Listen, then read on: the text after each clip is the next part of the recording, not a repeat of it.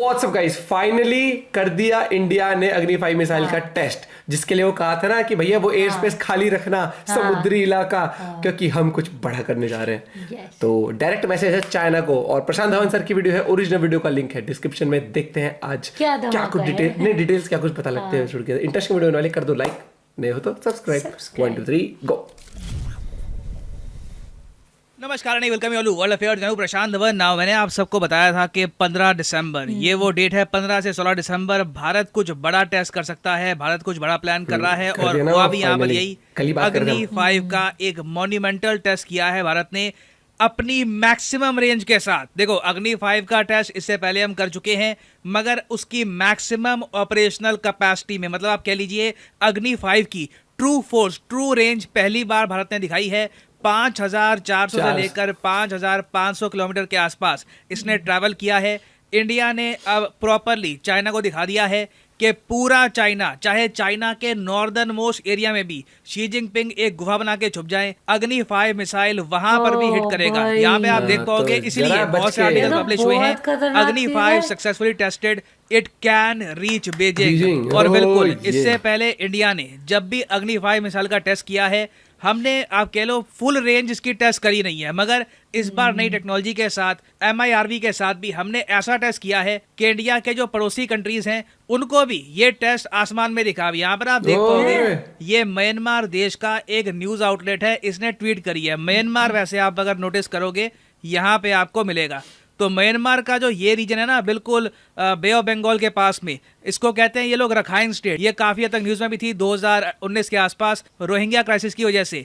तो यहाँ पर जो लोग रहते हैं ना, उन्होंने आसमान में देखा इस तरीके से एक प्रोजेक्टाइल बहुत तेजी से आसमान में जा रहा था। कई लोगों को लगा कि कोई स्पेसशिप है, कुछ आधुनिक टाइप का मिलिट्री हार्डवेयर है, क्योंकि जो इमेजेस सामने आई है आप इमेजिन करके देखिए। म्यांमार के कई लोग डर गए थे कि आसमान में एक्चुअली है क्या ये, जबकि ये था अग्नि 5 मिसाइल। और इंडिया ने यहाँ पे आप देख पाओगे ओडिशा से ये मिसाइल लॉन्च किया और सीधा बे ऑफ बंगाल को पार करके ना, जो ऑस्ट्रेलिया के नॉर्दर्न वाटर्स हैं उसके पास जाकर हिट किया है टारगेट को अग्नि 5 मिसाइल ने। और अगर आप सोच रहे हैं कि इंडिया ने ये मिसाइल अचानक से इसलिए टेस्ट कर लिया क्योंकि अरुणाचल प्रदेश में हुआ था, नहीं, ये इंडिया ने प्लान कर रखा था। जैसे मैंने आपको बताया 15 तारीख को ये टेस्ट होगा। इसके बारे में इंडिया ने पहली बात तो एक वार्निंग जारी करी थी, नोटिस टू द एयरमैन, कि इस रास्ते पर 15-16 दिसंबर को मत आना, हम एक मिसाइल टेस्ट करेंगे। और अगर आप सोच रहे हैं कि क्या चाइना और पाकिस्तान इस मिसाइल के बारे में कंप्लेन करेंगे, देखिए पाकिस्तान थोड़ा बहुत हो सकता है कि कंप्लेन करे, मगर चाइना, मैं आपको बता दूं, चाइना फिर से बहुत रोएगा कि इंडिया ने एक बहुत ही ज़्यादा हाई रेंज का मिसाइल टेस्ट किया है। आप देखोगे चाइना की तरफ से एक ऑफिशियल प्रोटेस्ट आएगा। मगर आपका क्वेश्चन ये होगा कि हमने अग्नि 5 में इस बार नई टेक्नोलॉजी कौन सी टेस्ट करी है। समझाता हूँ आपको। पहले ना एक बहुत ही बेसिक बात जान लो। कभी अग्नि 5 का ब्रिटानिका में या फिर विकिपीडिया पे या फिर किसी और एनसाइक्लोपीडिया में उसका पेज स्टडी करोगे ना, तो वहाँ पे आप देखोगे कि अग्नि 5 की जो मैक्सिमम स्पीड है ना, ये लिखी होगी मार्क 24। अब आप यहाँ पर कहोगे वेट, इतना तो हाइपरसोनिक मिसाइल का भी नहीं होता, मार्क 24 रियली, आई मीन इतनी स्पीड अग्नि 5 रीच कर सकता है? जी हाँ, एक्चुअली आप नोटिस करोगे यहाँ पर यह भी लिखा है टर्मिनल फेज। समझाता हूँ। अग्नि 5 एक बैलिस्टिक मिसाइल है, मतलब कि पहले ये एक बहुत ही बड़ी हाइट को छूता है और उसके बाद धरती की तरफ फुल स्पीड से वापस आता है। तो आप कह लो पहले तो होता है इसका बूस्ट फेज, उसमें ये जाता है ऊपर, फिर होता है मिड कोर्स फेज, वहां पर ये अपनी जो ट्रैजेक्टरी है थोड़ी सी चेंज भी करता है, फिर ये वापस री एंट्री करता है अर्थ की तरफ, और उसके बाद थोड़ा सा ग्लाइड करने के बाद इसका स्टार्ट हो जाता है टर्मिनल फेज। ये फाइनल फेज होता है एक बैलिस्टिक मिसाइल का। अग्नि 5 मिसाइल जब इस फेज में पहुंचता है ना, तब उस वक्त धरती की ग्रेविटी भी उसको खींच रही होती है, और जो वो मोमेंटम ऑलरेडी गेन कर चुका था वो भी उसको फुल फोर्स से आगे धकेल रहा होता है। मोरोवर इस स्टेज में आके अग्नि 5 का ज्यादातर जो हिस्सा है, जो इसके बूस्टर है पीछे के, ये हट चुके होते हैं। टर्मिनल फेज तक ना अग्नि 5 का जो बस ये ऊपर का पार्ट बचा है ना, यही बचता है। इसमें होते हैं वॉरहेड, जो विस्फोट होगा, जो डैमेज होगा, वो यही पार्ट करेगा, बाकी नीचे का पार्ट तब तक जा चुका होता है। तो टर्मिनल फेज में जब अग्नि 5 नीचे जा रहा होता है, तब इसकी स्पीड मार्क 25 के आसपास जा सकती है। बेसिकली आप टर्मिनल फेज में एक मिसाइल जो आ रहा हो उसको रोक नहीं सकते। आपको बहुत सारा लक चाहिए, मतलब हो सकता है अगर आपके पास बहुत सारे मिसाइल डिफेंस सिस्टम हो, वो इकट्ठा अपने रॉकेट्स लॉन्च करे, कोई एक रॉकेट किस्मत से लग गया तो अलग बात है। बाकी चाइना को अच्छे से पता है कि अग्नि 5 मिसाइल से ये लोग बच नहीं पाएंगे, और इससे भारत एशिया में ना शांति भी मेंटेन कर पाएगा। क्योंकि याद रखिएगा, अगर हम लोग कमजोर होंगे तो China being a aggressive country वो हम पे अटैक करेगा। तो हमारी रिस्पॉन्सिबिलिटी बनती है कि हम चाइना को कॉन्स्टेंटली याद दिलाएं कि अगर आप एशिया में शांति भंग करोगे तो इसके बहुत ज्यादा खराब परिणाम होंगे आपके लिए। और यहाँ पे आपका एक क्वेश्चन भी होगा कि मैंने आपको पहले बताया था कि चाइना की जो युआन वैंग स्पाई शिप है ये इंडियन ओशन में आ चुकी है, ये नजर रखेगी इंडिया के मिसाइल टेस्ट पर। वापस चले गए थे। इंडिया ने ना जब बिल्कुल आप कह लो फियरलेस होकर ये कह दिया कि 15 दिसंबर को हम टेस्ट करेंगे ये मिसाइल, और हमने ये टेस्ट एक ऐसे दिन में रखा है जब चाइना की सैटेलाइट्स भी प्रॉपरली एक पोजीशन पे होती नहीं है, तो चाइना ने भी ना यहाँ पर युआन वैंग 5 वापस बुला ली सिर्फ एक दिन पहले। जी हाँ, एक दिन पहले इन्होंने युआन वैंग शिप वापस बुला ली है चाइना की तरफ। और अगर आप सोच रहे हैं अच्छा इस बार इंडिया ने अग्नि 5 की बस एक्सटेंडेड रेंज दिखाई है, तो इसका आंसर है नहीं। ये भी बताया जा रहा है कि इंडिया ने एक स्पेशल टेक्नोलॉजी यहाँ पर टेस्ट करी है जिससे अग्नि 5 मिसाइल ज्यादा हल्का हो जाता है और ये एडिशनल अटैक्स भी कर सकता है। तो यहाँ पे हम प्राइमरली बात कर रहे हैं MIRV टेक्नोलॉजी के बारे में। MIRV की फुल फॉर्म होती है multiple independently targetable re entry vehicle missile. अग्नि 5 मिसाइल का एक वेरिएंट ये भी है जिसमें हम बेसिकली क्या करते हैं कि जब इसका टर्मिनल फेज आता है ना, तो उस वक्त मिसाइल का जो ऊपर का पार्ट होता है वहां पर एक वॉरहेड नहीं, एक से ज्यादा 5, 6, 7, 8, 9, 10 बहुत सारे वॉरहेड निकलते हैं। और इसका आपको एडवांटेज ये मिलता है कि अचानक से आसमान से ना सिर्फ एक वॉरहेड नहीं, मल्टीपल वॉरहेड नीचे गिर रहे होते हैं और आपके दुश्मन के पास चांस होता नहीं है खुद को बचाने का।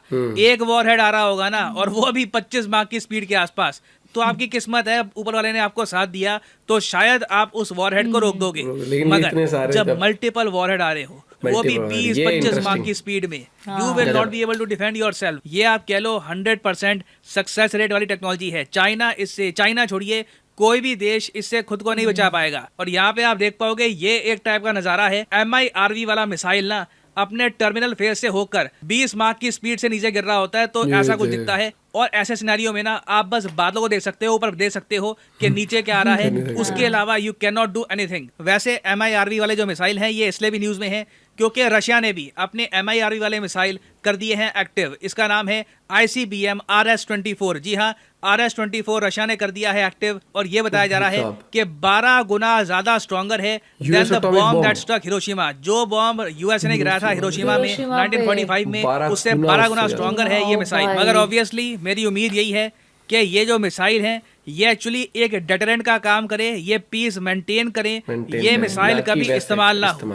नहीं तो अरुणाचल प्रदेश के आसपास तवांग में जैसे इंडियन और चाइनीज सोल्जर्स डंडियों से लड़ रहे थे ना, तो फ्यूचर में पूरी दुनिया में कहीं भी वॉर होगी वो डंडियों से लड़ी जाएगी, क्योंकि ऐसे मिसाइल एक बार यूज हो गए तो डंडियों के अलावा कुछ बचेगा भी नहीं। और बिल्कुल सही बात भाई, यही मैं कहूंगा कि ऐसी नौबती ना पड़े। हाँ, ये मुझे लगता है कि मेंटेन करने जब भी कोई अपने ये शक्तियां इस तरीके से हम पोर्ट्रे करते हैं तो उसका ये मकसद होता है कि भैया देखो हम किसी से कम नहीं है और हमसे पंगा नहीं, ना खुद पंगे लो ना दिक्कत पैदा करो। क्योंकि अगर तुम सोचते हो कि हम मुझे ये चीज है कि मुझे ना जो यहाँ की मतलब जितनी भी ऐसे उनके जो नाम है ना, इवन जो जैसे एक वो विक्रांत है ना, और अग्नि, मतलब बहुत ही वो एक और भी था अर्जुन है, क्या है वो, नहीं अरे बहुत सारे मतलब हाँ, लेकिन अगर बात करूँ ना, ये बहुत बढ़िया इंडिया ने स्टेप लिया है। हाँ। ताकि पता लगे भैया तुम बैठो चाहे बीजिंग में खंडर में कहीं भस्म हो जाओगे, है ना। और ये वो बताया ना कि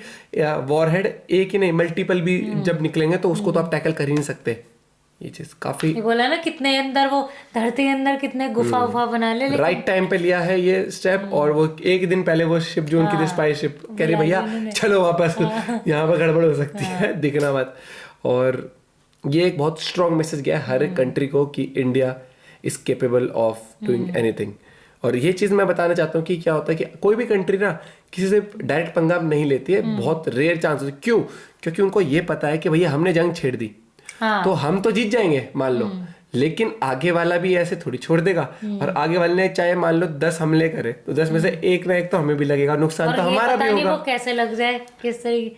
अगर मैं बता मान लो एग्जाम्पल किसी भी कंट्री की फाइट होती है और दो कंट्रीज के बीच में अगर जैसे न्यूक्लियर वॉर होता है, कुछ होता है, तो भैया न्यूक्लियर यहाँ से भी छोड़ा गया, वहां से भी छोड़ा गया है, वहां वाले ने मान लो उसके पास 100 है, यहाँ वाले के पास 10 ही है, लेकिन भैया अगर इसने 10 भी छोड़ दिए वो तो नुकसान तो बहुत ऐसा है कि आप भी काफी ऐसा लंबे टाइम तक इसलिए लकड़ियां ही रह जाएंगी लड़ने के लिए। इसीलिए ज्यादातर कंट्रीज ना या तो उस तरीके से जुबान से लड़ लेती हैं, बस वो थोड़ा सा अभी बिगड़ा हुआ है यार यूक्रेन और रशिया का, वो जल्दी से सॉर्ट आउट हो जाए, लेकिन वहां पर भी देख तू न्यूक्लियर से नहीं बच, क्योंकि पता है ना कि एक बार अगर न्यूक्लियर वाला तरीका वो फिर वो वर्ल्ड वॉर वाली चीज हो जाएगी ना, न्यूक्लियर यूज करना तो कंट्रियां तबाह हो जाती हैं यार, कुछ बचेगा ही नहीं किसी के लिए। बाकी आपका पॉइंट ऑफ व्यू जरूर बताना। मिलते हैं वीडियो के साथ, बाय बाय, टेक केयर।